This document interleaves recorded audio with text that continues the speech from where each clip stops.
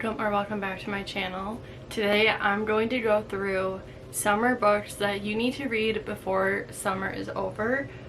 It is currently the end of July, so we have maybe like a month or so left of summer, which is so weird. At least for where I live, it gets cold pretty fast. So I'm gonna go through my favorite summer recommendations. And you don't have to read these in the summer, but I just feel like if you do read them when it's like the sun's out, it's hot out, you're sitting outside reading, it's just, there's nothing better than that. So I have some series, some standalones that I personally really love, and a lot of these are my favorite, like all-time favorite books. So let's just start. I'm going to start with the standalones first because most of these are actually series. So the first one is Beach Read by Emily Henry. This one, I mean, it's called Beach Read. It's perfect for summer. I have not read this for a couple of years, but when I did read it, I really enjoyed it. And this is what made me really love Emily Henry. So this one, they're two authors, and they're kind of both stuck in like a writing rut. They make a plan to kind of help each other write. This one, I mean, it takes place in Michigan. It's just perfect, like beachy town in the summer, and I really recommend this one. If you've read Emily Henry before and you didn't like it, I say this one is probably her best one. And then another one, Book Lovers. This is my personal favorite. I read this twice now, and the second time I read it, I loved it even more than the first time. This one, they are also rivals. They don't really like each other. She's a literary agent, and then Charlie is an editor, and they both end up in this little town that a book is based off of that she is the agent for. Yeah, they kind of start to hang out a little bit more, and they end up working together as well. This one I really recommend. This one is not as summery as Beach Read, but definitely love this one a lot.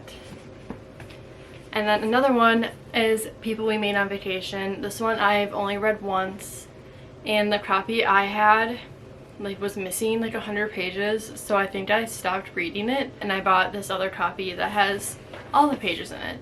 So I want to reread this one as well, but I don't think I'm going to get to it this summer, but maybe I'll read it like next spring or in the winter when I'm wanting like a vacation-y book. I think this one, they're like childhood friends, or they met in college or something, and they take a vacation together every year, and they had a falling out, and she kind of asked him to go on a vacation with her one last time, and he agrees.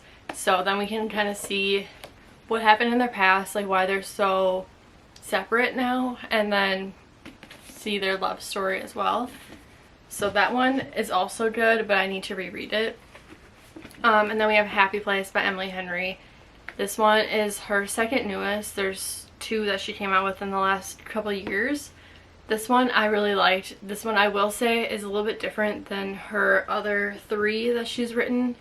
This one's more, it's not really focused on the romance as much as the other three. It's mainly like focused on the friendships too. I know a lot of people either really love this or they don't really connect to it, but it's definitely worth a chance. I mean, it looks super summery, and I really enjoyed it.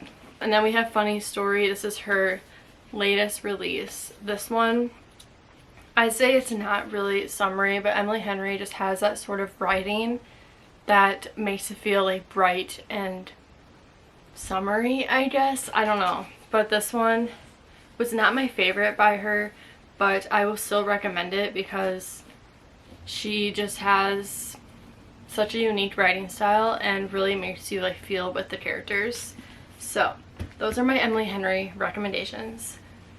And then I have one from Lynn Painter. This is Happily Never After. This is just a really short, cute little romance. This is adult romance. It's not one of her young adults. This one, they kind of work together to break up weddings. Like if the groom or the bride wants to get out of the wedding, they will be the objector. and I thought it was cute. Some people aren't huge fans of this one, but Lynn Painter is always a good choice. And then we have one from Christina Lauren. This is the Honeymooners. Most of the story takes place during Hawaii, so that's also a good summer setting. Olive and Ethan, they don't really like each other. Olive, her sister, is the bride, and Ethan is the best man. The groom and the bride end up getting food poisoning, so they can't go on their honeymoon. So they send Olive and Ethan to go. Pretty much they fake marry and they go to Hawaii and end up falling for each other. And then we have one that I recently read and gave it 5 stars. You with a View by Jessica Joyce. This one is super, super cute. There's some grief in here, loss of grandparents, but it's just so cute seeing their relationship with their grandparents. And like, I love my grandparents so much, so I was definitely crying during this because it just makes you think about like your grandparents. And yeah, so they kind of take a road trip, and I'm not going to say much more because I don't want to spoil anything, but it's just really cute. I definitely recommend it. Her writing style is just so fun and easy to read, and I just found myself flying through this because I just wanted to read the next page and find out what happened. So definitely love that. And she has a new one that came out this month. I think it was like July 17th or something like that. The X-Vows. I wanted to read that one so bad. I think I have it in one of my packages over here, but I'm saving an unboxing, so that'll be coming soon.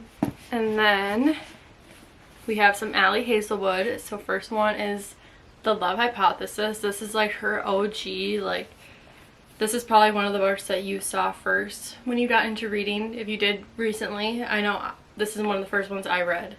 So they have to fake date. She's a PhD candidate. Adam is a professor, and I haven't read this for 2 years, so it's kind of a little bit fuzzy in my mind. I love Olive and Adam. Like, I remember really rooting for them, and it's just, if you like science and chemistry, like that's, I really loved that during school. I really like this because of that, and I just recommend her books. She does a really good job of showing like women in STEM, and it's just, I love Allie so much. And then her next one that came out was Love on the Brain. This one, people thought it was kind of too similar to The Love Hypothesis, but I really enjoyed it. I gave like almost all of her books 5 stars, so I'm a huge Allie fan. This one is more like enemies to lovers. They end up having to work together, and I think they went to grad school together, and she always just assumed that he didn't like her. So, I don't know. You'll have to read it. And then my personal favorite, Love Theoretically. This one, their rival physicist, and I think she's a theoretical, and he is experimental. So they kind of clash heads, but I really, really love the main male character in this one. He's like my favorite out of all of her characters. So now we're gonna get into some series. This is another Lynn Painter. This one's, they're in the same universe, but you don't have to read them together. This is the first one, this is the second one. You don't have to necessarily read them in order, but you see some characters show up. This one, the main male character, his sister is the main female character in this one. But these two are just so funny, and they're just fast, quick reads. Have some Tessa Bailey. This one is the first one. It Happened One Summer. This is the second one, Hook, Line, and Sinker. This one just takes place in like a fisher town. I liked this one more, now that I'm thinking about it, than this one, but they're both really good options. And even if you're not Tessa Bailey fans, like I don't really tend to like her books as much, I really enjoy these two. This is another like 2-book series from her. This is the first one. This is the second one. These both take place in Napa, so you get like that winery feel to it. They're kind of, I wouldn't really say small town, but I would also call it kind of smaller town. But these are just perfect for like spring, summertime, even if you're not huge fans of her. One of my favorite series When in Rome and Practice Makes Perfect by Sarah Adams. The third one is coming out in January. I think it got moved up, so I'm really excited about that. These are both small town cute romances, so they're both based off of Audrey Hepburn books. I think this one is, yeah, Roman Holiday. This one, I don't know if it says. She is just a really, really amazing author, and this is my favorite series that I've read from her. I've read the cheat sheet also, and I will always just love these so much, and I'm so excited for the third one. So definitely read these before that one comes out. And then another one of my all-time favorite series is the Part of Your World series by Abby Jimenez. So it's Part of Your World, Yours Truly, and then Just for the Summer. These are just absolutely amazing, and Abby Jimenez is amazing. Like, she is now one of my all-time favorite authors. These all take place in Minnesota, so that is where I'm from, and I absolutely love that aspect. And yeah, she's just such a good author. I definitely recommend these, even not even in the summer, but just Abby Jimenez I will always recommend. We have Done and Dusted and Swift and Saddled. I have not read this one. The third one comes out in November, I think, but I have read this one. Just a short small town cowboy romance. It's small town brother's best friend, and this one, I don't know what this one's about, honestly. I want to reread these before the third one comes out. So these ones, again, you don't have to read during the summer, but it just kind of makes it that much better. And then another one of my favorite authors, Lauren Asher. This one, there's so far 2 in this series that's out. It's Love Redesigned and then Love Unwritten. Love Unwritten, I was not a huge fan of, but this one I really enjoyed. She's an interior designer, and then he has like a building like construction company, and they were childhood rivals and like family frenemies. Like, both of their moms are super close, and I just love Julian so much. And we see some characters, if you've read the fine print series Dreamland Billionaires, you see some characters show up in that one. And speaking of that series, I have the Dreamland Billionaire series. So it's the fine print first, terms and conditions, and then final offer.